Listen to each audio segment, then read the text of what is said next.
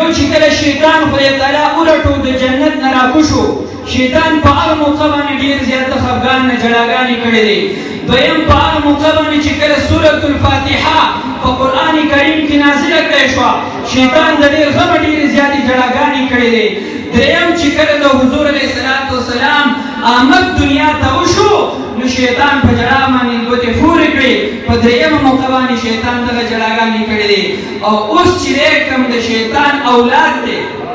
انسي یا جني چې شیطانان کوم دي هغوی په دې ورځ باندې خفه وي او ځان ته موحدین وایي څه وایي ورته ځان ته موحدین وایي او موږ ورته وایو چې ستا په شان یو غټ موحد شیطان هم شیطان وی زه هم موحد یم وی خدایه پاکه تا منمه شپږ نیم لکه کاله عبادت یې د خدای تعالی کړی خو شیطان هغه توحید کم توحید و هغه توحید و چې د انبیاو او د اولیای کرامو ګستاخي پکې موجوده وه وی خدایه پاک آدم علیه السلام ته سجده نه کومه د تعظیم رب کریم ته وفرمیل ای شیطانه چې زما د انبیای کرامو د اولیاو تعظیم پکې نشته دی دغه توحید زما نه دی پکار هغه ټول عبادت یې ورته په مخ ورګزار کړو تر قیامته پورې ټول عمر دپاره لعنتي وګرځېدلو نو عرض مې دا